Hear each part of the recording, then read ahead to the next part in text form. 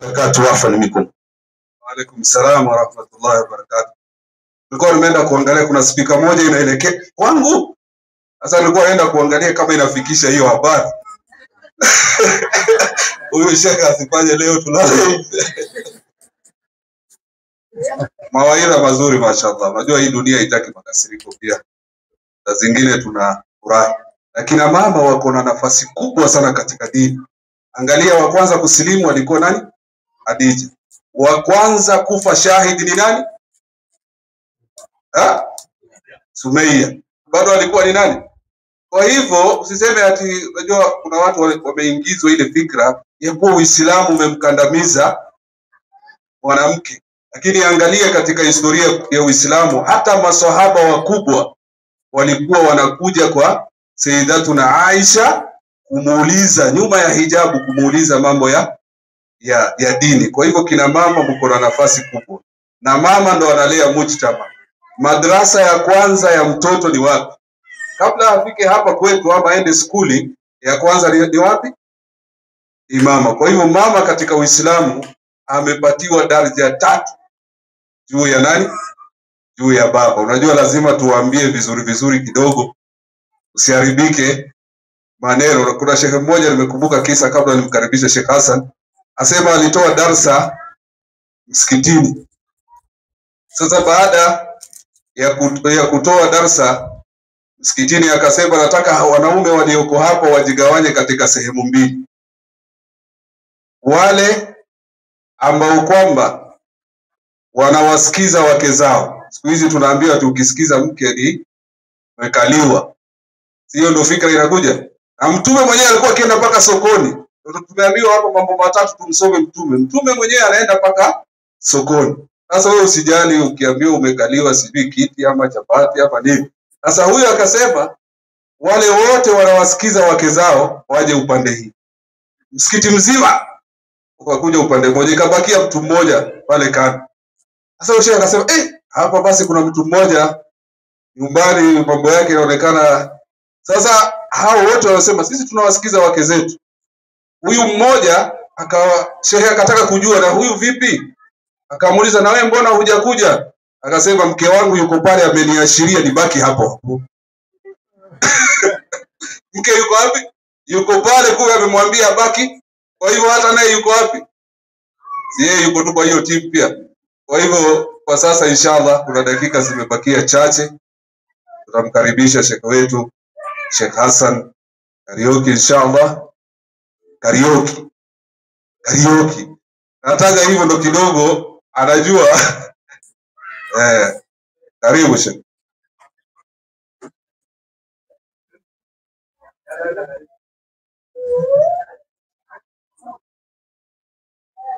Assalamu alaikum wa rahmatullahi wa barakatuh. Alhamdulillah. Hamdan kathiran tayyiban mubarakan fi. Salatu wassalamu ala Rasulillah sallallahu alaihi wasallam ama baad. Sasa watu wananiambia niongee Kikuyu. Sijui niongee Kameme ama ni wapi. Au mnatakaje? Mwenda jelieke. Sasa watu wote sidhani kama wanajua. Hao ni changanya. Kwanza mimi namshukuru Mwenyezi Mungu kwa sababu ametujalia sisi zote tuko hapa. Majority nimeona almost 95% tuko hapa ni watu wa kusilimu. Almost all of us. Na nimefurahi sana. Mimi nikienda pahali nikikuta umati ambayo tumesilimu, tumetoka na changamoto. Watu wameongea changamoto mingi hapa. Vile wamepitia na ni kweli.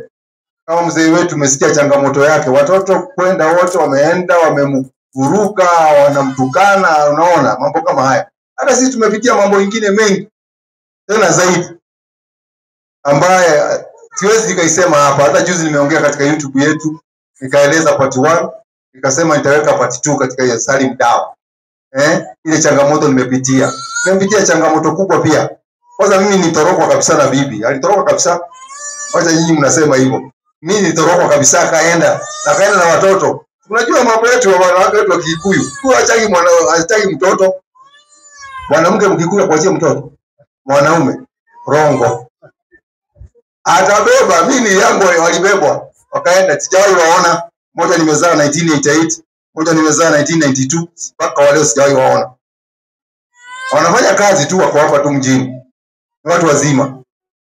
Najua yule mtoto mwerevu ambaye anatumia akili yake mzuri, akikuta baba na mama wamewachana, mtoto mzuri haingiliagi vita ya baba yake na mama yake. Si ni kweli? Na nyinyi watoto mko hapa, wakati mnaona baba yako na mama yako wanavurugana, usiingilie hiyo vita. Mtoto mzuri huwa anakaa kando. Na kama ulikuja ukakuta mama peke yake, lazima muulize baba yetu iko wapi. Lazima msikize pande ile, pengine hujui kitu gani kilitendea hapo. Labda nyinyi utaona huo baba ndio alikuwa na makosa, na pengine mama yenu pengine ndio alikuwa na nini? Na makosa. Sasa mtoto mwenye akili anafikiriana mara mbili. Wale wangu naona kama hawajafikiria vizuri. Waweze kunitafuta na kuniuliza baba ilikuwaje? Lakini yote nikasema alhamdulillah.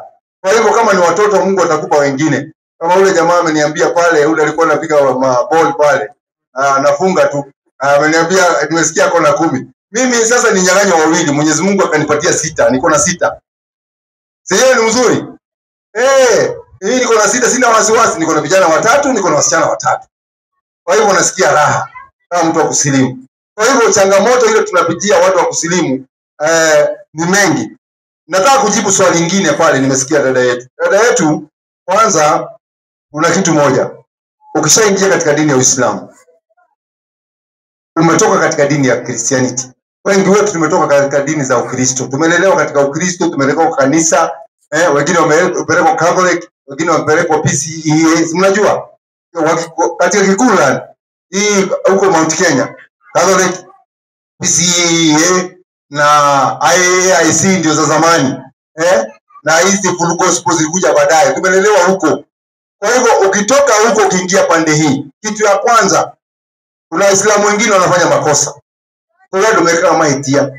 Hata watu kama Uislamu ukatha makwanyu watuikara town. Kanokere ya shiari asha. Dini haijasema ukisilimu uchukie wazazi ama usikae nao. Huko nyumbani unakaa ni kwenyu. Huko ni kwenyu, tulizaliwa hapo. Si hawa ni dada zako mko na mmoja. Wewe umecheji dini, lakini ile ufamilia unabaki ama ubaki. Kwa hivyo ukikaa nao kwa wema, kama mimi na hapa example na mimi wakati nilisilimu kuna kitu nilifanya. Na ndio dada yetu ameongea hapa, huyu dada yetu akasema ni vizuri sana kuamka usiku na kusali na kuambia Mwenyezi Mungu mashida zako zote. Wakati niliingia nilikuwa mtu wa kuendana msikiti sana, Jumamosi nalala kwa msikiti. Wale walikuwa, mimi nilikuwa siku hiyo nilikuwa nakaa hapa Kawangware. Nilikuwa kila weekend nilifundishwa hiyo swala ya kwenda kulala kwa msikiti. Sasa mimi kila weekend lazima niende msikitini nikalala. Sasa siku moja mimi nimeswali, nikaambia Mwenyezi Mungu kitu moja tu na kuomba tu, mimi nimetoka huku nimekuja huku, naomba Mwenyezi Mungu uweke amani baina yangu na familia yangu na wazazi wangu wawili. Wasinichukie kwa sababu nimekuwa Muislamu. Na wallahi nakwambia, wallahi wa billahi ta'ala, mimi wazazi wangu wamekufa juzi. Tulikuwa na Salim hapa, Salim Dawa, timu yangu yote, tumezika mzee, tumezika mama, na hakuna mzazi nimetoka kwao nikiwa na usalama. Hawajanichukia, tumekaa nao maisha mazuri sana. Na watembelea, tunakaa, tunapiga story, tunafanya hivi. Wale familia yangu wengine wamebaki. Kwa sababu kwetu tulizaliwa tukiwa watu 9. Vijana tuko 2 na wasichana 7. Kijana ndio last born na kijana na mimi last born ni msichana, lakini mimi ndio first born kwetu. Hatujaiko sana na mtu mmoja wa familia. Tunaishi nao kwa wema sana. Waka wengi wanasema huyu ndugu yetu mzuri sana, amekuwa Muislamu, amekuwa mtu mzuri. Kwa sababu ukiwa Muislamu unawacha mambo yote. Kama ulikuwa mlevi unawacha, ama sivyo? Kama bado kuna watu wanakunywa. Ama ulikuwa unavuta sigara unawacha. Unajua, alafu kuna wengine hata akiwa Muislamu anakataa. kuacha sigara. Sigara haina faida katika maisha ya mwanadamu. Iko na faida? Kwa sababu kama Mwenyezi Mungu angetaka watu wavute sigara, angetengenezea kila mwanadamu exhaust hapa. Yaani wewe ukivuta bila wanavutaga, unatoa moshi kama train. Lakini Mwenyezi Mungu hakufanya hivyo. Kwa hivyo sigara tena inaharibu mapafu, inaharibu mwili, mapafu. Kwa hivyo kama ulikuwa unavuta sigara, unawachana naye. Kama ulikuwa unakunywa pombe, unawachana naye. Hiyo ni mambo ambayo ni ya kishetani, ya kijahilia kule. Kama ulikuwa unatembea, especially wasichana na vijana, ulikuwa unaenda kuwanyanya kwa wasichana wenyewe, unawacha. Dini ya Uislamu hakuna boyfriend na girlfriend. Unajua hivyo? Ninyi akina dada wasichana ambao Muslimu, unajua kuna boyfriend na girlfriend katika Uislamu? Nyinyi vijana mnajua? Hafai kuja kuulize ruhusa. Hapana, yeye akisikia anataka kuoa, ndio. Lakini bora kutizimia haja zako. Sasa kama amekuweka vizuri, amekuweka vizuri, nyumba ni kazuri, unakula vizuri, anakuvalisha vizuri, anakutengeneza vizuri. Wewe sasa usimkubalie basi apate mwingine mmoja. Kama hapo ni mbaya. Hapo iko sawa. Kama anaangalia maslahi. Kwanza angalia maslahi kwanza, akienda kule kwingine hapa aache kiwa nini? Sawa. Si ndio namna hiyo? Si akuache tu hapa unakula getheni na kule anaenda kula nyama. Hiyo haiwezekani, hiyo si sawa. Kwa hivyo tunatakana tuwe sawa sawa. Kwa hivyo mimi sina maneno mengi, mimi ningeongea mengi kwa sababu mambo ambayo mimi nimepitia mambo mengi sana, changamoto kubwa sana. Hata ukiniona hivyo nikiwa mzee, mimi nimeingia Uislamu nikiwa na miaka 37. Nimeingia Uislamu nikiwa na 35 years na saa hii niko na, unaona kama niko na ngapi? Nani anaweza guess niko na ngapi? 65. Very good. Na kweli ni kama mkuu mnajua. Hiyo ni kama kawaida kidogo umepata yaani yetu hapa ilhamu So mimi niko na miaka 65. Lakini nilisilimu nikiwa na miaka 35 na nimekuwa gangari sana katika Uislamu. Sikutaka ati mtu aniambie. Mimi nakumbuka tu kisa moja tu, nilitoka hapa nikaenda kwa baba yangu mkubwa. Baada ya mimi kusilimu, nimetoka hapa, baba yangu alikuwa ule mkubwa ambaye wamezaliwa na baba yangu. Baba yangu mkubwa alikuwa anaishi pale Kitale. Pale unaitwa Moshi. Huyo baba yangu mkubwa nilienda kumtembelea. Nikatoka hapa nikakata basi nikaenda mpaka Kitale kumsalimia. Kitu moja nilipofika kwake, sio wazee wake, nilipewa chakula, nikakula, nikashiba. Kwa hapa hadi ije tu tumekaa hivi. Aliniuliza swali moja. Akaniuliza, sasa wewe fulani, nakuuliza hivi, babu yako hakuwa namna hii? Sikia vile ananiambia, babu yako hakuwa namna hii. Nilikuwa nimevaa suruali lakini nimevaa kofia. Kofia hizi zetu. Akaniambia babu yako hakuwa namna hii. Nikamuuliza kwani walikuwa namna gani? Kule umeenda huku ni kubaya. Nikamuuliza kuna nini? Mimi hii dini yenu kwanza nasikiana ni ya uaji. Tena mnaabudu sijui majini, mashetani. Nikamuuliza, mimi nimetoka Nairobi. Nimekata tikiti yangu, nimekuja kukuona, nikapitia dukani nikafanya shopping yangu. Nikuja nikuone. Kama mimi ni muuaji nimetoka Nairobi, kabla hata sijakaa chini ningekuwa nimeshamalizana na wewe. Akaniambia, akacheka. Nikamuuliza, na wewe kijana yako yuko wapi? Akasema huko hata hakujali nyumbani. Sasa nani bora? Sema hapo akanyamaza. Wazee wanajua, wazee akisha understand kitu hiko. Kwa hivyo hiyo ninakumbukaga hiyo. Niliambiwa dini yetu ni dini ya wauaji. Na hiyo ndio kasumba imewekwa ya kwamba watu wasiingie Uislamu. Waislamu ni wauaji, Waislamu wanaabudu majini, Waislamu wanaenda kule Maka kuabudu pale jiwe. Ama sio hivyo? Hiyo ni vitu ambavyo imewekwa. Lakini hiyo vitu tunajaribu kuikaunta katika mtandao wetu wa Salim Dawa. Tunaifanya ili watu wote wajue. Hii mambo ya kuambia Waislamu watu tuko hivi, hizi misconception zote tunaziongelea. Na tutakuwa na topic maalum katika Salim Dawa ambayo tutakuwa tukiongea topic baada ya topic. Topic kidogo tu clip ambayo ni kidogo, ambayo inaeleza kila kitu, hizo misconceptions zote ambazo tunaziongea katika nini yetu. Kabla sijamaliza, ningeomba sababu nimeona ameinama Salim Mbugi, ningeomba uongee. Ali ni wa kusilimu, Ali si wa kusilimu, Ali ni mtu ambaye amezaliwa pale. Ningeomba maneno mawili tu, uongee maneno mawili pia na wewe, at least, kwa sababu wao wanakujua wote, wanakuona kwa mtandao, na wewe pia, na wewe ni mtu wa kusilimu, na wewe ongea mawili matatu, dakika kama 5. Wao wanasemaje jamani wangu? Ongea mawili matatu pia. Salamu alaykum wa rahmatullahi. Unaona hata aliyefurahi kwa sababu ulikuwa umejivita pale. Wa alaykum salaam wa rahmatullahi wa barakatuh. Nadhani watu wameongea yote ambao challenge zinapatikana kwa watu wa kusilimu, ni kutafuta solution ziko, inshallah zitakuwa kuja baada ya nyingine. So sione kuna mengi ya kuongeza, sababu wameongea mengi, wamemaliza, isipokuwa kuna zawadi ya vitabu kwa ajili ya kusoma. Mashallah, dada yetu naona mashallah anafanya juhudi kubwa sana. Nimemuona mara ya kwanza, leo nimemuona mara ya pili, sijamjua zaidi, najuana kwa sababu naona anafanya harakati kubwa sana mashallah. Mwenyezi Mungu awalipe na wazidishie. Pia wale wote waliopanga hafla hii, Mwenyezi Mungu walipe hapa na kesho siku ya Kiyama. Na mashehe waliohudhuria pia, walimu wetu hawa, Mwenyezi Mungu awape umri mrefu wenye baraka. Inshallah.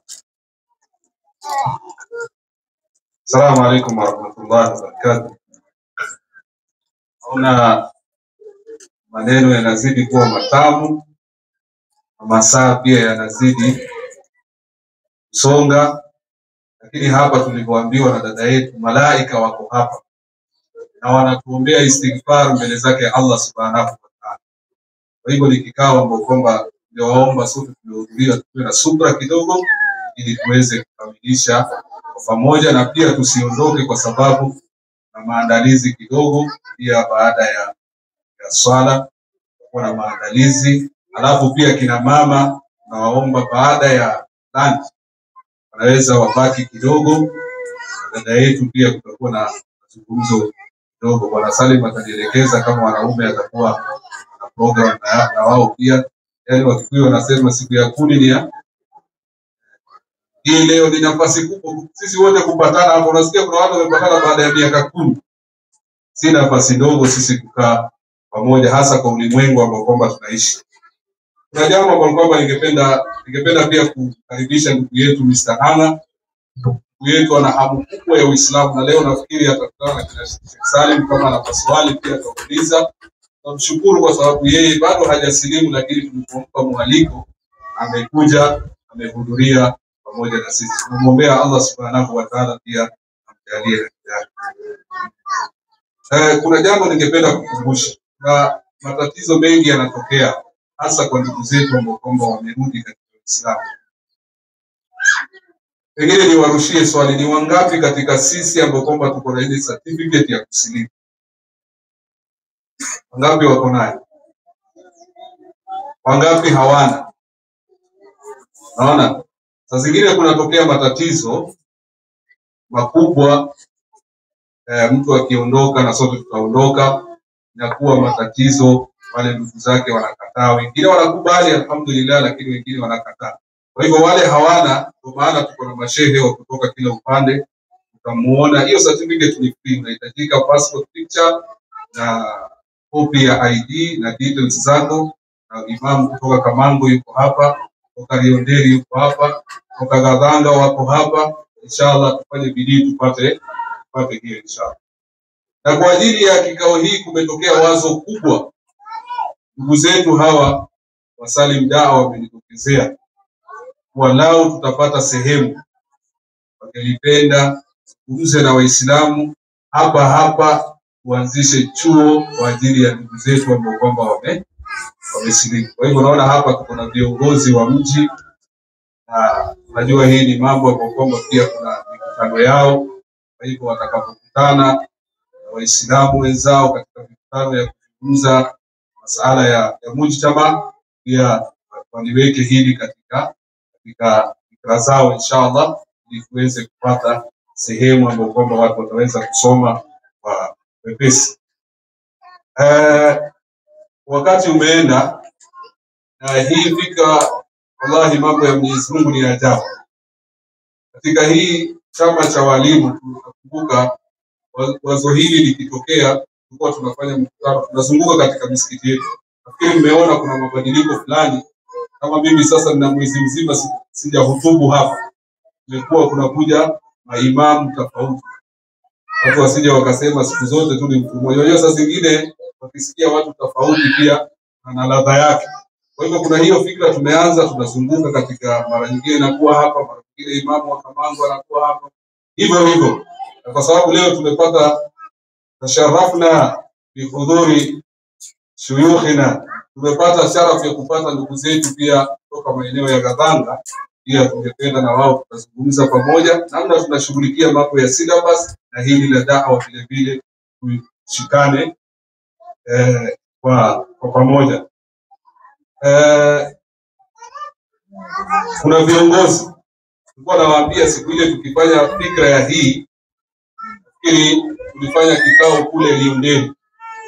Na katika mshawara tulikuwa tunaulizana tutawaita watu, pia huwezi kuwaita watu kuambia qala Allahu qala Rasul.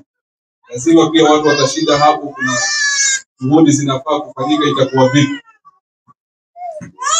Kikao chenyewe tulirudi mguu, sisi tulikuwa tunarudi huku, tulirudi mguu. Lakini angalia kwa uwezo wa Allah Subhanahu wa Ta'ala, kwa ile nia tu lazima tufanye hicho kikao. Acha kule mbele tu tutakuwa. Kwa hiyo nia sisi wenyewe hatujatarajia kikao inaweza kuwa yenye kufana kama hiyo. Dada yetu ametukumbusha hadithi muhimu sana, innamal a'malu, yani zile amali zinaangaliwa tu ile nia. Ile nia ikipatikana kuwe na nia, basi Allah Subhanahu wa Ta'ala anatuwafikia inshallah. Kwa dakika moja au dakika moja ningewaomba, manake hapa kuna viongozi na kuna wazee na wale viongozi ambao kwamba wameshikana na sisi katika mambo haya, itakuwa ni makosa kama tutatoka bila kuwatambua. Kwa hivyo kwanza ningemuomba Sheikh Shaban, kwamba ni chairman wa Madina Mosque pale Kamango, akiwa anawakilisha wasimamizi wa Liondeni. Na dharura kidogo hawakuweza kufika, lakini ndugu zetu kutoka huko. Kwa hivyo ningemuomba kwa dakika moja aweze kuwasalimia na pia aweze kusema jambo moja au mawili inshallah. Karibu Sharif.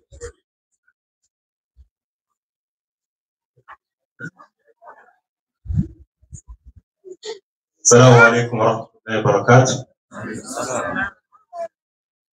Shukran sana Juma kwa kuweza kutambua.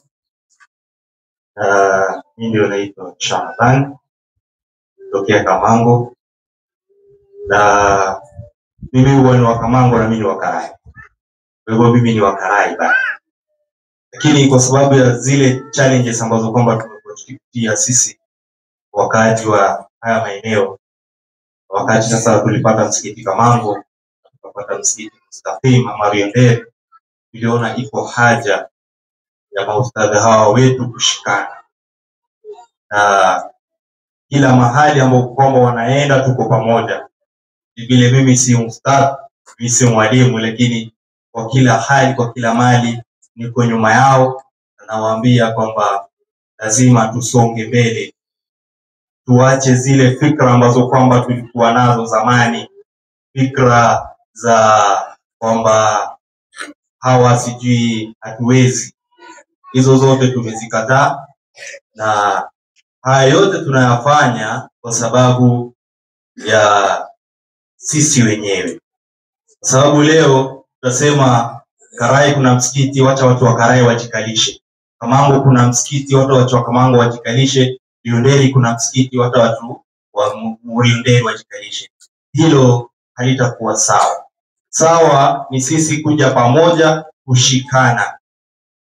Kwa hivyo tumeona iko haja katika haya mambo. Maustadhi wangu mimi huambia kila siku, leo tujitoleeni fi sabilillah, kesho Mwenyezi Mungu ataleta neema yake. Wakati tulipokuwa tunapanga warsha kama hii, hatukudhania kwamba Mwenyezi Mungu atatuletea neema ambayo kwamba tunaiona mbele yetu. Kila jambo tukilifanya kwa nia nzuri, mambo yake yatakuwa, matokeo yake yatakuwa ni mazuri. Kwa hivyo mimi ninachowaomba Waislamu wenzangu, tuwa support maustadhi wetu. Wanapoleta wazo, tulishikilieni lile wazo. Tumekaa juzi tu wakati wa zakatul fitr, tulikuja na fikra, tukasema sisi kila siku twaletewa, mbona sisi pia tusishikane, tutoe kidogo kidogo na sisi pia tuweze kuwapatia wale ambao kwamba wanahitaji katika sisi. Alhamdulillah, Mwenyezi Mungu alitujalia na tukaweza kufanikisha jambo kama hili. Angalia jambo kama hili. Jambo hili ndio tuweze kulipanga. Kuna kile ambacho kwamba kilitusababishia sisi kuweza kufanya. Kuna ndugu yetu kutoka Mustaqim. Baba alifiwa na kijana wake. Na kwa masikitiko makubwa sana ni kwamba yule kijana hata baada ya kufuatilia bado alizikwa Kikristo. Sababu ni nini? Ndio hapo ustadhi ameuliza kila ambao kwamba yuko na certificate nani. Lakini kuwa na certificate haija bado tu. Wanasema ni karatasi, wanaweza umekufa wakaichukua wakaichoma, bado hatuja. Ni wewe ambao kwamba umesilimu na umekubali kwamba kwa wewe umekuwa Muislamu, ambia na jamaa zako, watakukataa. Lakini mwisho wa siku watakukubali. Kwa sababu wewe kuingia katika Uislamu haimaanishi kwamba utawatenga. Ni wewe usimamishe msimamo wako leo wakati ambao kwamba uko hai. Kalia katika matukio ambayo kwamba yanafanyika leo Raila Omolo Odinga yuazika, sio? Yeye mwenyewe ndo amesema mimi nitakapokufa munizike baada ya masaa 72, sio? Lakini kuna watu ambao kwamba wanasema masaa 72 hayatoshi. Alikuwa ni mtu mkubwa katika jamii.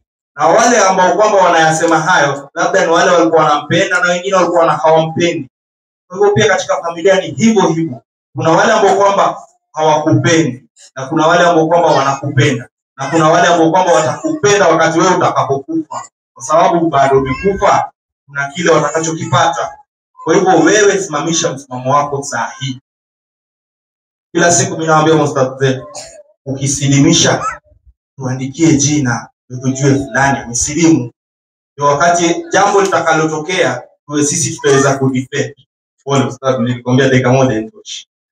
Kwa hivyo sisi ndio wakubadilisha mambo ambayo kwamba yapo. Mambo ni mengi. Ustadhi Karai hapa tukana historia, maustadhi walikuwa waja hawakai. Mimi mwenyewe ni mwadhirika, nilikuwa nisomea madrasa hapa. Lakini tulikuwa kutoka all the way from Kamango, hakuna bodaboda, hakuna nini, kwa jamaa mpaka hapa ngoja tupata hakuna ustadhi. Leo tuko na ustadhi hapa. Tumshikieni mkono. Ustadhi akileta jambo tulikubalini. So yeye hata kama ni shilingi, si kila siku tuanze kusema ustadhi nao siku hizi kazi yao kuomba. Kuomba lazima tutaomba kwa sababu hatuna, lakini iko siku inshallah itafika tutapata na hatutaomba.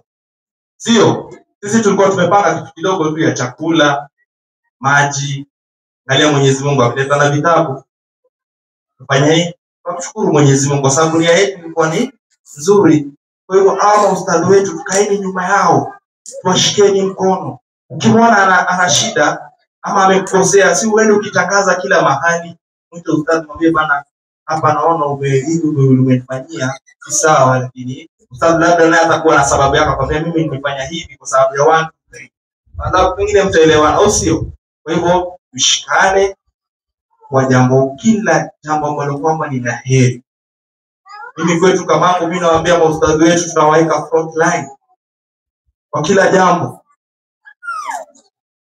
tutabadilishana, tufanye nini, ustadhi wakisema tuko pamoja. Tumetokea masuala ya syllabus, niwaambia ustadhi tunashikana sote. Hiyo siku acha wazazi waseme, lakini tutafunga madrasa tutaenda. Tumekuwa tukienda nao Wangige, juzi tumeshikana sisi maustadhi tukaenda mpaka Gadanga, na leo angalia alhamdulillah maustadhi wetu wamekuja. Kwa sababu gani? Wataka umoja wetu. Kwa hivyo hili ni jukumu letu haswa kwa vijana wa Karai. Mimi nazungumza kama kijana. Wazee tulikuwa nao, angalia sasa hivi wazee tumebaki nao ni hao kina babu, wengine wameenda wote. Tulikuwa nao mzee Muhammad, Mwenyezi Mungu Abraham, leo amekuwa yuko hapa, lakini hatuko naye hapa. Juzi tumemzika mzee wetu mzee Abbas. Vijana sisi ndio tumebaki. Kwa hivyo turudini msikitini, tushikilieni msikiti. Ustadhi wetu ni kijana kama nyinyi, msapotini ustadhi, wa support maustadhi, tuende mbele. Sasa amemtaja yule kijana kwamba amekuja si katika Muislamu, lakini amekuja kusikiza, na huenda katika baraka ya kikao kama hiki Mwenyezi Mungu atamletea neema na ataweza kuipata nuru ya Uislamu. Angalieni, mimi nataka tu niwaambie vijana, hata wakati mnapopata msiba hapa Karai, wanaokuja kuwasaidia kuchimba kaburi ni wasokuwa katika nyinyi. Kwa hivyo nyinyi mnafaa kuwa role model, kuonesha kwamba huu ndio Uislamu. Si wao wanachimba kaburi na nyinyi mko kando huku mavuta sigara. Tumeambiwa tungekuwa lazima tuvute sigara, tungekuwa tumewekewa chimney, lakini hatujawekewa chimney. Kwa hivyo ninataka kusema ni kwamba tushikaneni kwa umoja. Mambo ya kizamani hatuwezi pinga mambo ya wazee, lakini wazee wetu walikuwa wakitaka nini? Wazee wetu walitaka umoja. Kwa hivyo pia sisi tukubali kuwa na nini? Umoja. Assalamu alaykum wa rahmatullahi wa barakatuh. Naweza ongea sana, unajua mimi ni Assalamu alaykum. Assalamu wa rahmatullahi wa barakatuh.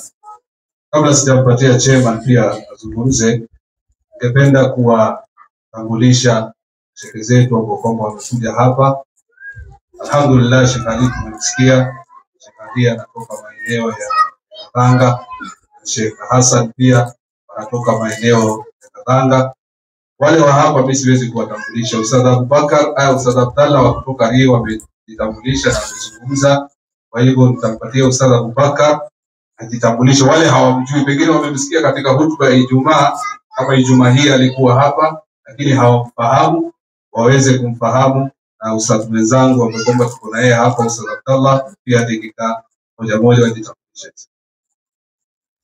Assalamu alaykum wa rahmatullahi wa barakatuh. Wa alaykum assalam. Mimi ndio ustadhi wa kutoka Kamango. Yangu natoka Mombasa. Ya hapa kwa ajili ya dawa. Inshallah. Wa assalamu alaykum.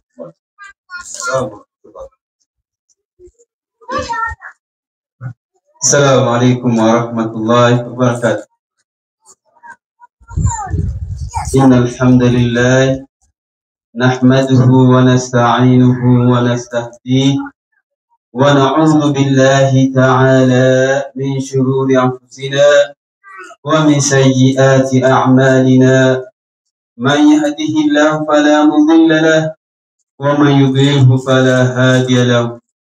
وأشهد أن لا إله إلا الله وحده لا شريك له وأشهد أن محمدا عبده ورسوله. قال الله تعالى بعد أعوذ بالله من الشيطان الرجيم بسم الله الرحمن الرحيم اقرأ باسم ربك الذي خلق. بعد الشكر الله سبحانه وتعالى لكم تكريما Bwana Mtume Muhammad sallallahu alaihi wasallam.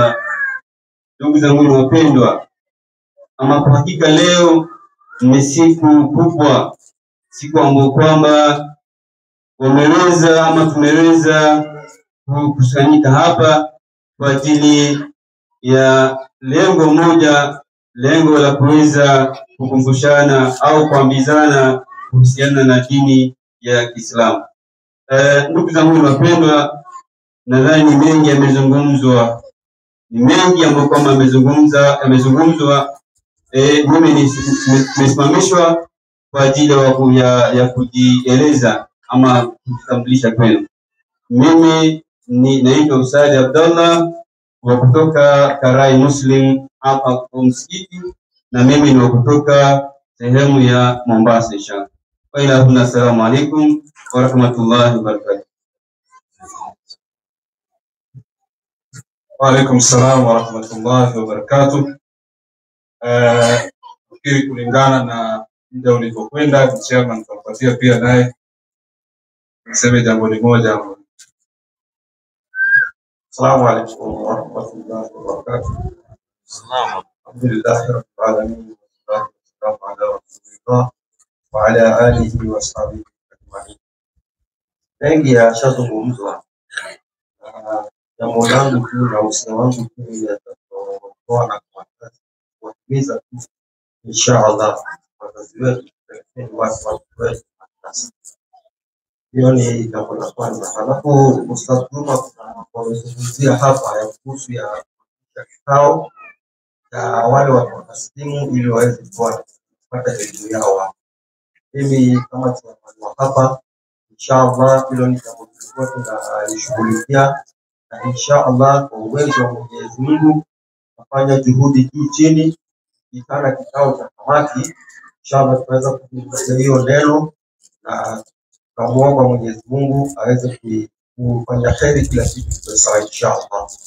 Kwa hayo machache, mimi sina la kuongeza. Leo ilikuwa ni siku ya watu wa kuslimu, na tunashukuru sana kwa watu wamehudhuria hiki kikao, na alhamdulillah wakirudi katika makwao, Mwenyezi Mungu awalinde inshallah. Shukran, jazakallah khair chairman. Kimaliza, na wale ndugu zetu tulisema kuhudhuria, wakifika mapema kutakuwa na zawadi inshallah. Kwa hivyo hiyo hatua itapatia muda mchache kidogo, kwamba unapatia kwamba wengine tutakuwa tunaendelea pia na swala ya dhuhuri. Nafikiri muda umekwenda sana.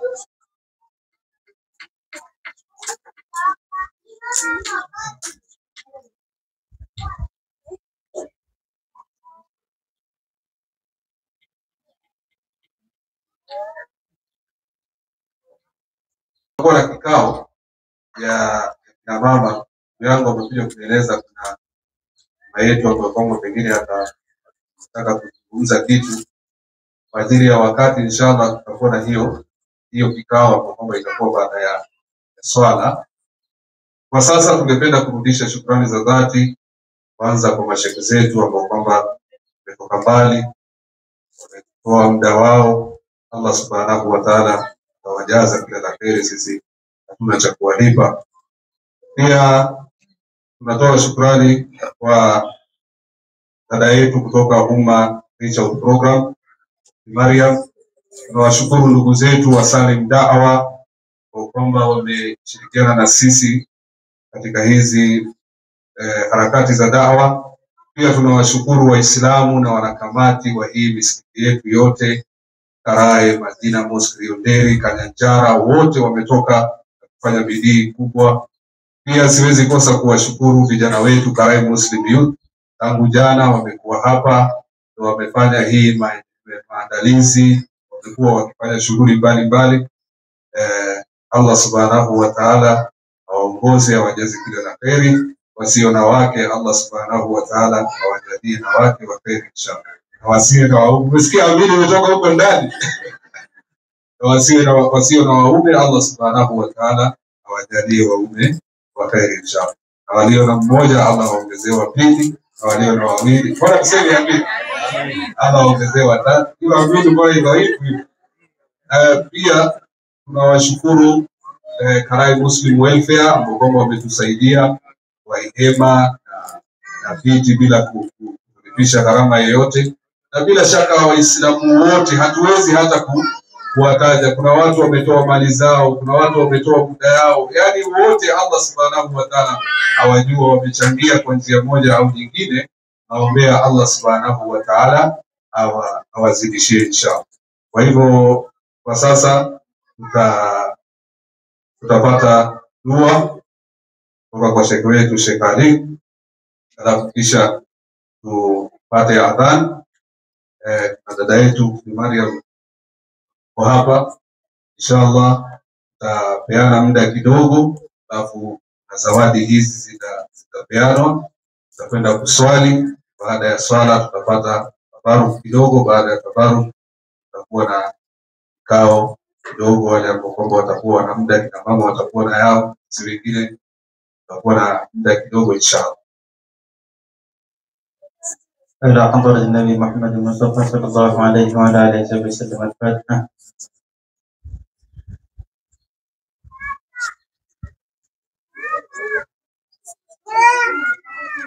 بسم الله الرحمن الرحيم. الحمد لله رب العالمين، الصلاة والسلام على رسول الله صلى الله عليه وسلم.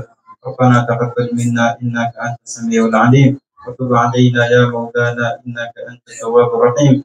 ربنا آتنا في الدنيا حسنة وفي الآخرة حسنة وقنا عذاب النار. ربنا اغفر لنا ولوالدينا ارحمهم كما ربونا صغارا برحمتك يا أرحم الراحمين. صلى الله على سيدنا محمد النبي الأمي وعلى آله وسلم.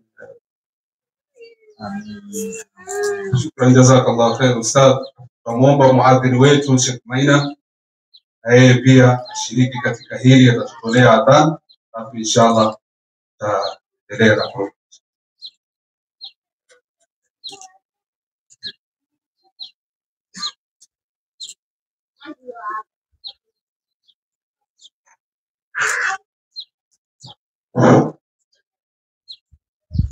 Allahu Akbar, Allahu Akbar,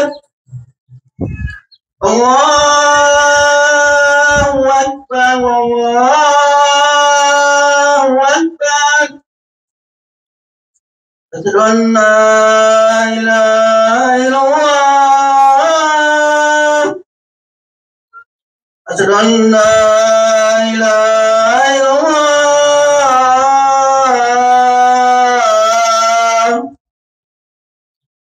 asyhadu anna Muhammadan Rasulullah, asyhadu anna Muhammadan Rasulullah.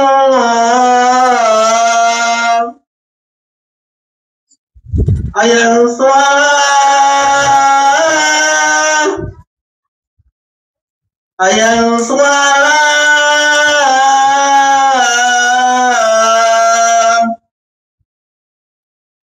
hayya 'alal falah, hayya 'alal falah.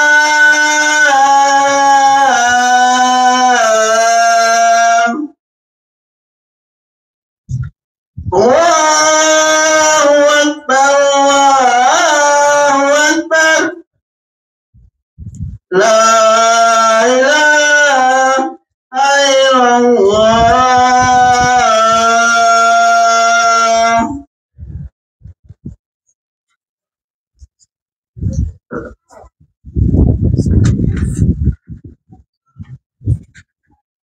لا إله إلا الله محمد رسول الله. اللهم ربنا دعوة الإجابة الصلاة الدائمة وسيلة رسول الله وعلي رفيعة وابعثه مقام ذلك. Wakati tunajiandaa kuchukua udhu, ungeomba kwa haraka tumezipatia dakika 15 tuwe tunaswali. Kwa hivyo kwa haraka nimepatiwa jukumu ya kusoma hii. Nikikutaja jina tafadhali tu mara moja tuchukue. Alafu wanaume pia sisi tutakuwa na kanzu. Bado kutakuwa na zawadi nyingine. Kwa hivyo baada ya swala tutakuwa na zawadi tena kwa wanaume, kwamba kutakuwa na kanzu na kitabu. Kwa hivyo inshallah leo ni siku Allah Subhanahu wa Ta'ala ameneemesha. Imani Wanjiru, jina naomba rafika tu pale. Imani Wanjiru, Aisha Mariam Joki, Zainab Yusuf, Farida Mwihaki.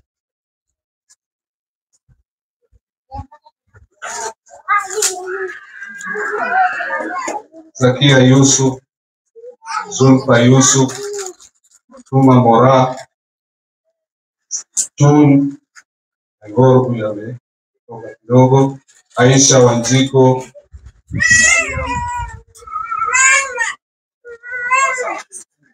Awali Zulfa Yusuf,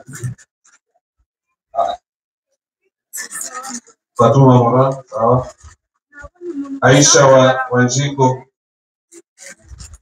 Mariam Omaida,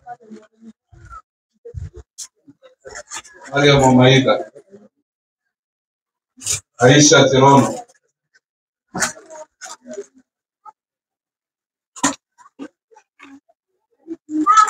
Aisha Waidera,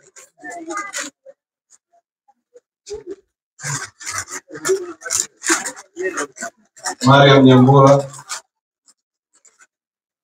Mariam Mwangare, Amina Waidera, Zainab Gadoni,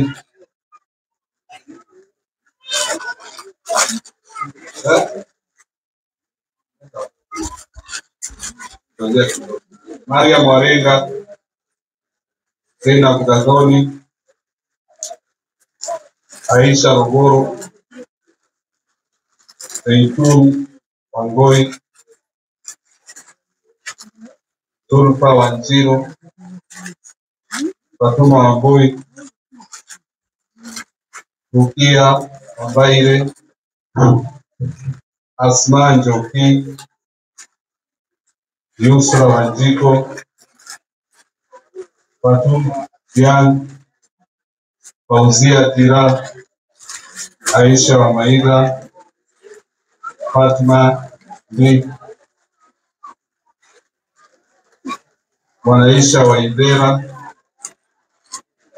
Aisha wa Irakoze, Hafsa Wanjiko. Huyu mama yetu ametoka Uganda. Saumu Wanjiko, Mariam Nyambura.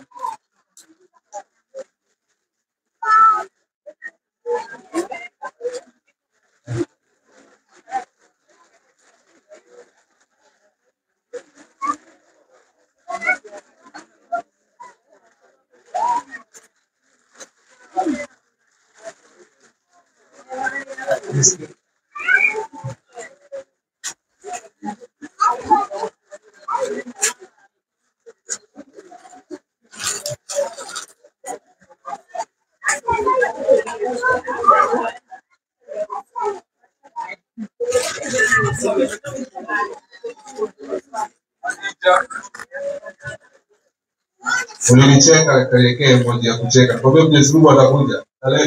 Karibu. Mama Kinyanjui, Mama Nani pia karibia. Lakini mama yetu Mama Saida yuko hapa. Kuna mwingine hajapaka hapo kwa kina mama. Sio.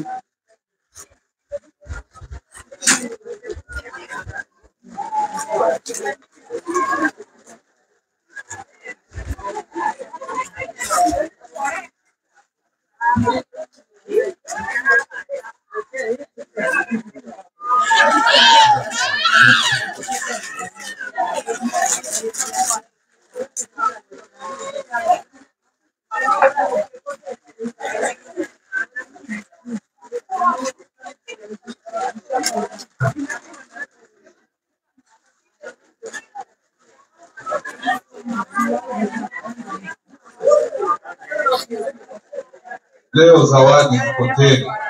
Mashaallah.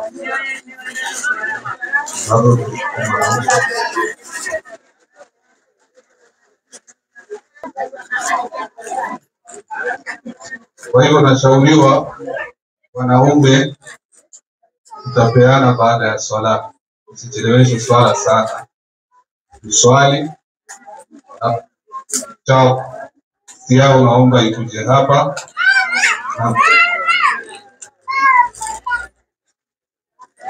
Assalamu alaikum. Hii ya kujifundisha kusoma kwa wengi, lakini kuna mtu alitoa na ni mbili.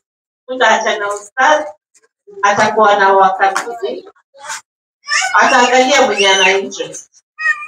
Unaendelea unasoma au sio? Ama wewe utaamua.